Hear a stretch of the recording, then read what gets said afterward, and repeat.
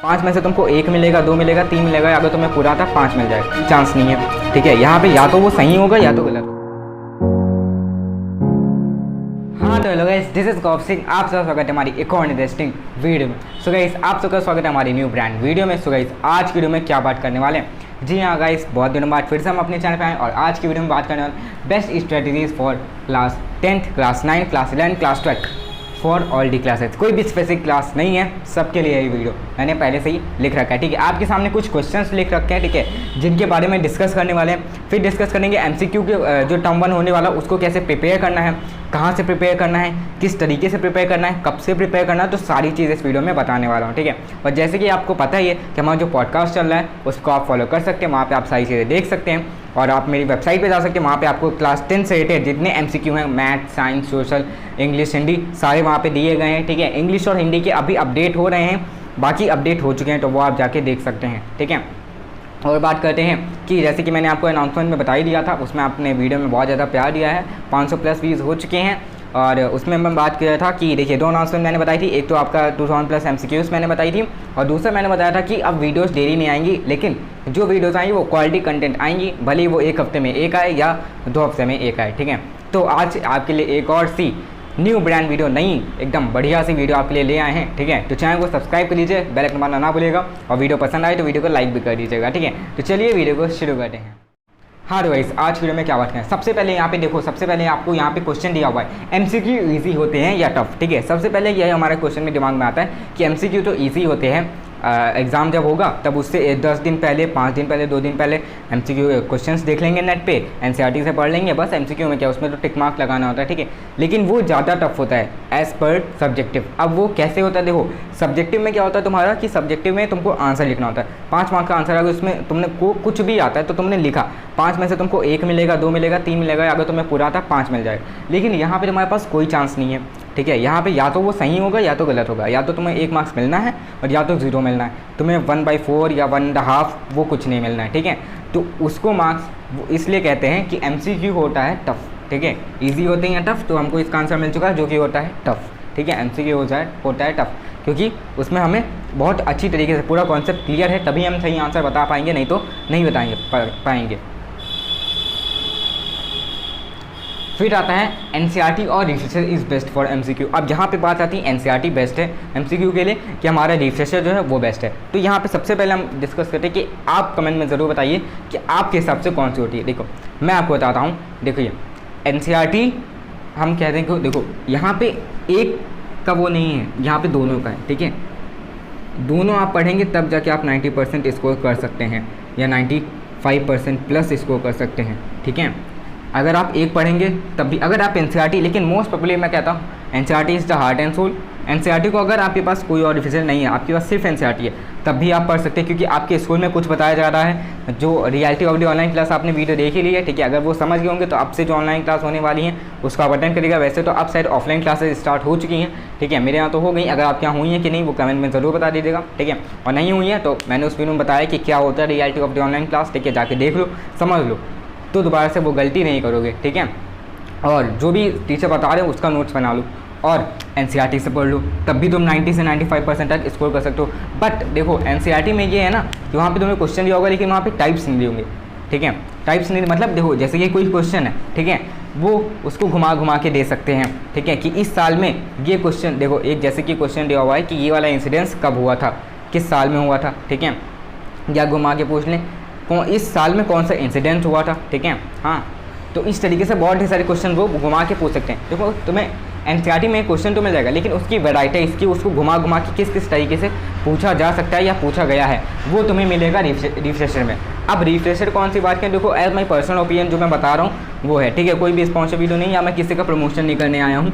मेरे हिसाब से जो ओसवाल की है, ठीक है, वो बेस्ट रहती है, ओसवाल की बेस्ट रहती है एज अ रिफ्रेशर, क्योंकि उसमें भले वो कम देते हैं क्वेश्चन, लेकिन जो क्वेश्चन देते हैं वो क्वालिटी क्वेश्चन होते हैं और बेस्ट क्वेश्चन होते हैं। ठीक है, जैसे कि मैंने तुम्हें पिछली वीडियो में बताया हुआ है कि दी quantity is less than quality. ठीक है, quality is greater than quantity. ठीक है, क्वालिटी ज़्यादा मोर इम्पॉर्टेंट होती है एज पर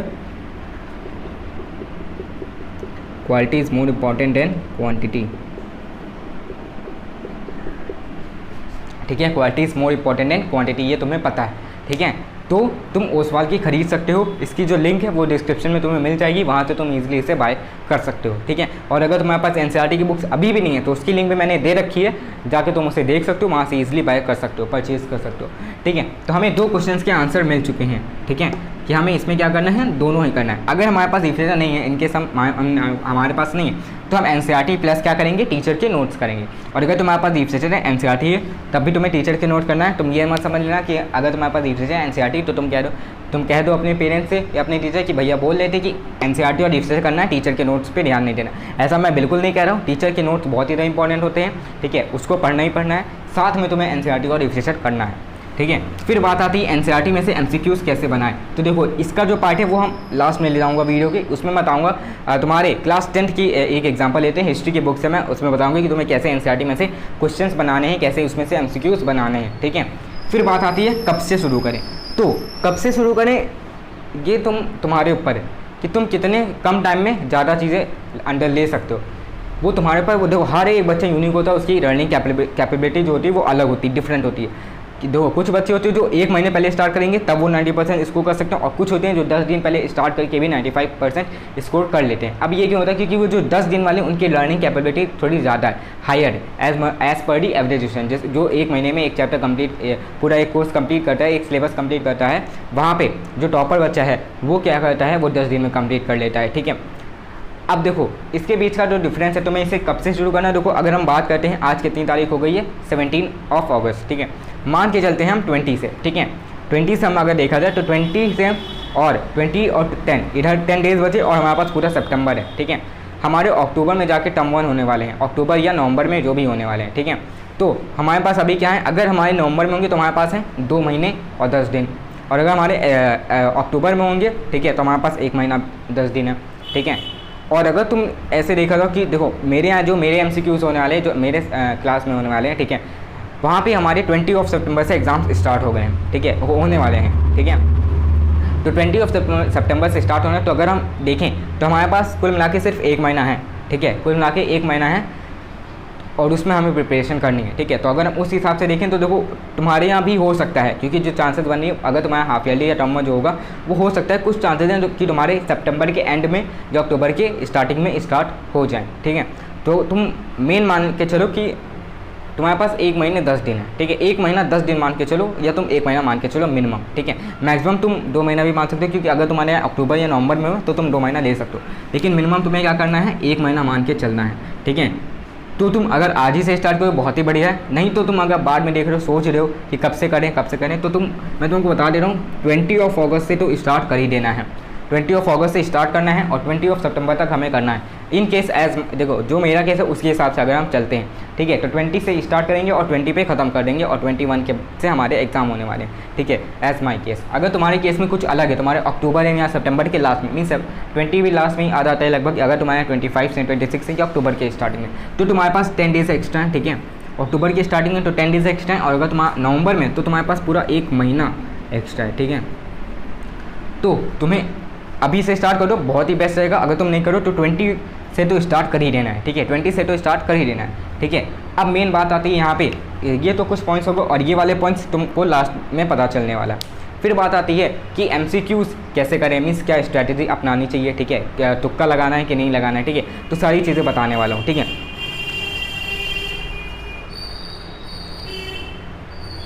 ठीक है, तो अगर हम स्ट्रैटेजीज़ की बात करें तो सबसे पहले देखो तुम्हें एमसीक्यूज़ पे सबसे ज़्यादा ध्यान देना है। देखो अब यहाँ पे बात आती है, एक चीज़ और आ गई तुम्हारी थ्योरी, ठीक है, कि तुम सोच रहे होगे कि हमें थ्योरी पे अब ज़्यादा ध्यान नहीं देना है, हमें सिर्फ चैप्टर पढ़ना है और एमसीक्यूज़ देखने हैं, ठीक है। तो देखो थ्योरी पे तुमको सबसे ज़्यादा ध्यान देना है, ठीक है, यहाँ पे मेन आती है थ्योरी ही आती है, ठीक है। थ्योरी पे तुम्हें ध्यान देना ही पड़ेगा, ठीक है, बिना थ्योरी के तुम नहीं कर सकते हो। तुम्हें क्या करना है, एनसीईआरटी से ही क्वेश्चन आने वाले हैं तुम्हारे, और अलग तरीके से आ सकते, मीन्स आएगा एनसीईआरटी से जो तुम्हारा सिलेबस है, क्वेश्चन उसी में से आता है, बट वो ऐसा घुमा के दे देते हैं कि कभी कभी तुम्हें लगता है कि वो चॉइस तुमने पढ़ी ही नहीं, ठीक है। तो इसलिए कहता हूँ रिफ्रेशर बेस्ट होती है हमें, और तरीके से, मीन्स अगर एक कोई क्वेश्चन है तो उसका अलग अलग तरीका क्या हो सकता है, उसके लिए हम रिफ्रेशर का यूज़ करते हैं, और वो मस्ट है, रिफ्रेशर तुम्हारे पास होनी ही चाहिए, ठीक है। तो थ्योरी पे हमें सबसे ज़्यादा ध्यान देना है, ऐसा नहीं है कि थ्योरी वो एकदम साइड में रख दिया, थ्योरी इज़ मस्ट, ठीक है, इंपॉर्टेंट बहुत ही है, ठीक है।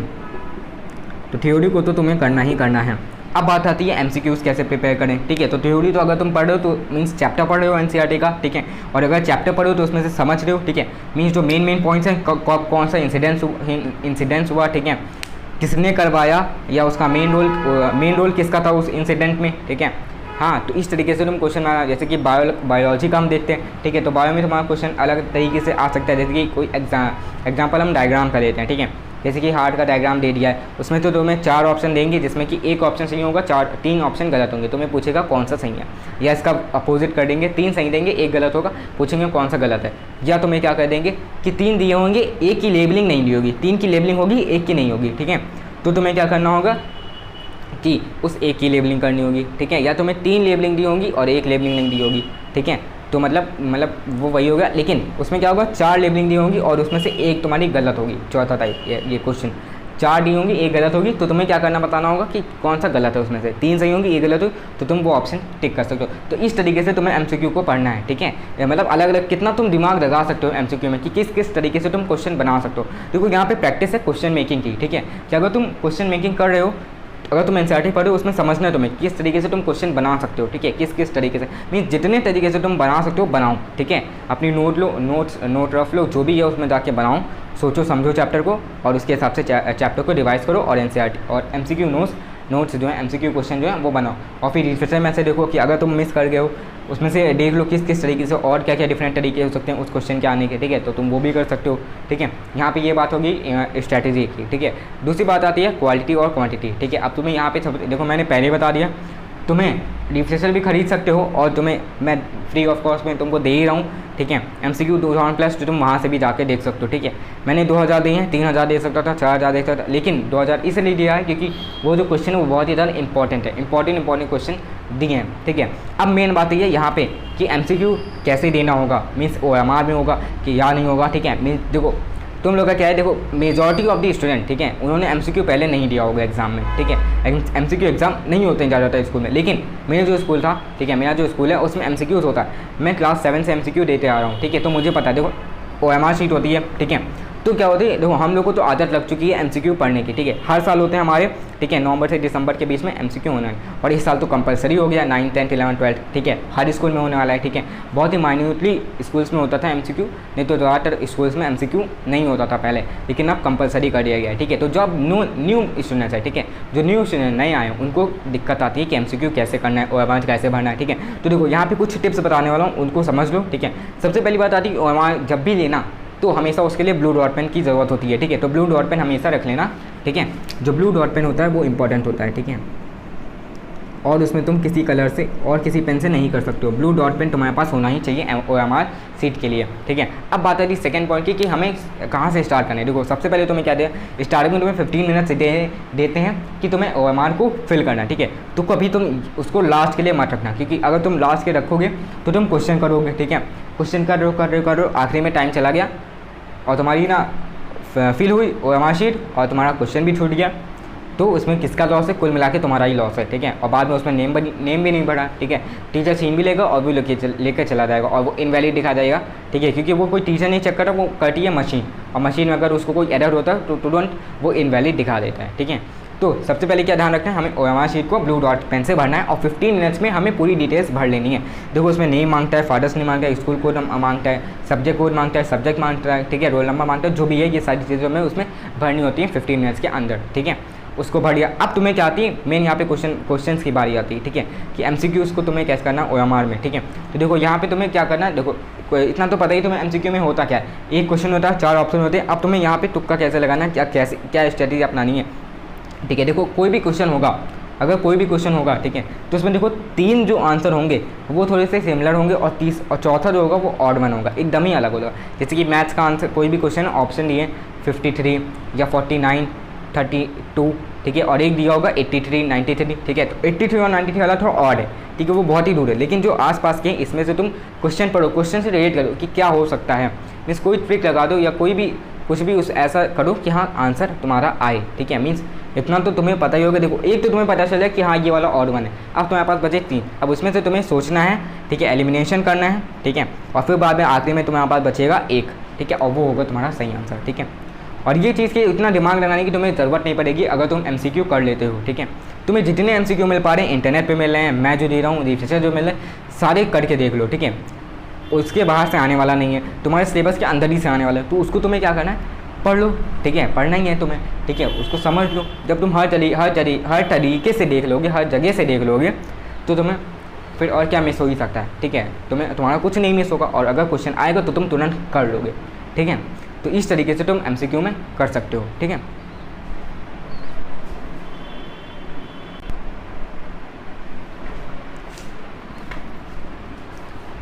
और यहाँ पे तो अब आती है दूसरा पॉइंट, ठीक है। यहाँ पे बात आती है कि अगर MCQ हम कर रहे हैं, ठीक है, बिल्कुल एकदम ब्लैंक हो गए, हमें कुछ आ ही नहीं रहा, ठीक है, तो तुम उस केस में क्या करना है, देखो क्वेश्चन को पढ़ो, समझो, बिल्कुल भी नहीं समझ आ रहा, बिल्कुल एकदम ब्लैंक हो गए, कुछ समझ नहीं, तो तुम्हें आंख बंद करके बी लगा देना है, ठीक है। क्योंकि ये देखा गया है सबसे ज़्यादा जो बताया गया है वो तुम्हारा ऑप्शन बी होता है, ठीक है। मीन्स ये फैक्ट मीन्स ज़्यादातर जो आंसर होते हैं MCQ में वो बी होते हैं, ठीक है। तो तुम्हें ये ऐसा नहीं है कि हमने बता दिया तो हमारे आंसर में बी लगा के चले आए, ठीक है भैया, खुशी से एकदम सीना तान के आ रहे हो कि हमने तो बी लगाया, हमें आधे 100 में 100 आने वाले हैं, ऐसा नहीं करना है, ठीक है। और हाँ देखो, तुम्हारा जो MCQ होगा वो 40 मार्क्स का होगा, वो तुम्हें पता है 10 मार्क्स का इंटरनल असेसमेंट होगा, तो ये 50 होगा, टर्म 2 मिला के तुम्हारा 100 हो गया, 50-50, ठीक है। तो ये तुम्हें पता ही है 40 मार्क्स का, ठीक है। तो तुम्हें क्या करना है, अगर तुम ब्लैंक हो जाओ, तुम्हें कुछ आ ही ना, कुछ रिलेट कर ही नहीं पा रहे हो, तब तुम्हें क्या करना है, तुम्हें बी ऑप्शन को टिक कर देना है। तब तुम्हें क्या करना है, बी ऑप्शन को टिक कर देना है, ठीक है। बी ऑप्शन जब टिक कर लोगे तो वो तुम्हारा सही भी हो सकता है, गलत भी हो सकता है, लेकिन मोस्ट अप्रोप्रिएट यही देखा जाए कि बी ऑप्शन ज़्यादातर होता है, ठीक है। और ये सिर्फ उस केस के लिए अगर जब तुम्हें कुछ भी नहीं आ रहा, एकदम ब्लैंक हो गया, ठीक है। और अगर तुम्हें आ रहा है वो तो तुम कर ही लोगे आराम से, ठीक है। तो ये हो गया, मैंने पूरी स्ट्रैटेजी बताई क्या तुम्हें अपनाना है, ठीक है। MCQ ईजी होते हैं या टफ होते हैं, NCERT से पढ़ना है कि रिसर्चर से पढ़ना है, NCERT में MCQ कैसे बनाएं, कब से स्टार्ट करने वाले हैं, ठीक है, कब से स्टार्ट करें, ठीक है, और क्या क्वालिटी है, क्या हमें थ्योरी से पढ़ना है, क्या NCERT से पढ़ना है, तो सारी चीज़ें मैंने तुम्हें बता दी हैं, ठीक है। अब हमारी आखिरी में बात आ रही है MCQ में कैसे बनाएं, ठीक है, NCERT में से MCQ कैसे बनाएं, ठीक है। तो देखो सबसे पहले तो मेन इंपॉर्टेंट होती है NCERT, ठीक है, और NCERT में तुम्हारा क्वेश्चन दिया ही होता है, ठीक है। उसमें तुम्हें क्वेश्चन कैसे बनाना है वो तुम्हें मैं अब बताने जा रहा हूँ, ठीक है। तो चलो चलते हैं अपनी PC पे, और उसमें मेरी PDF पड़ी है, उसमें से तुम्हें दिखा देते कि तुम्हें कैसे MCQ बनाना है, ठीक है।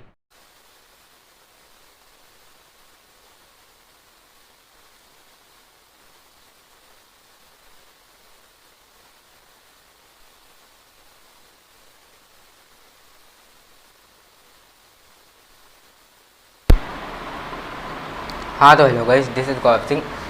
हाँ तो गाइस फाइनली हम आ चुके हैं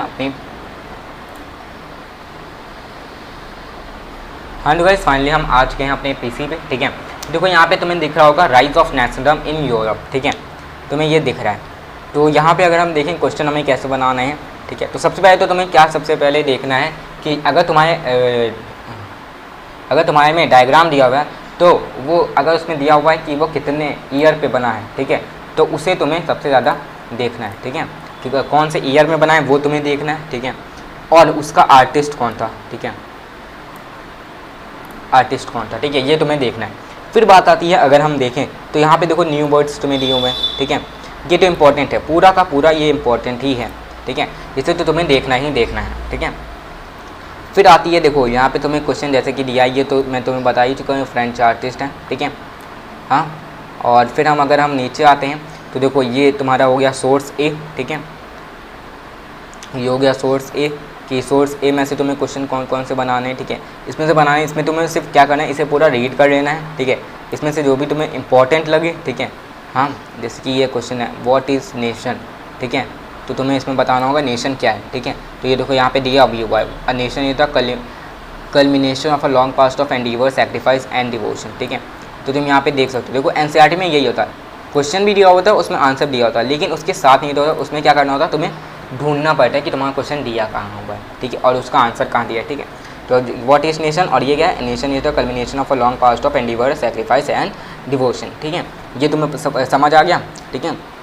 अब देखो यहाँ पे दिया नेशन स्टेट, इसकी मीनिंग क्या है, ठीक है, तो ये देखो यहाँ पे तुम्हें दिया होगा, ठीक है, ये नेशन स्टेट हो गया, ठीक है, ये मॉडर्न स्टेट हो गया, इसके बारे में पढ़ लेना, ठीक है। और फिर यहाँ पे देखो न्यू वर्ड्स तुम्हें दिया हुआ है, ठीक है, तो इसे तुम्हें पढ़ना है। न्यू वर्ड्स देखो जो बॉक्स में दिया वो तो इंपॉर्टेंट है ही, और बाकी डायग्राम तुम्हारा इंपॉर्टेंट है, और बाकी तुम्हें क्वेश्चन बनाने हैं बीच में से, जो भी तुम्हारा जहाँ पे भी तुमको क्वेश्चन मार्क दिखे बस उसे तुम्हें क्या करना है, अंडरलाइन कर लेना है और फिर उसका आंसर तुम्हें ढूंढना है। और फिर देखो सबसे ज़्यादा ये पूछा जाता है ला पार्टी को हम क्या कहते हैं, ठीक है।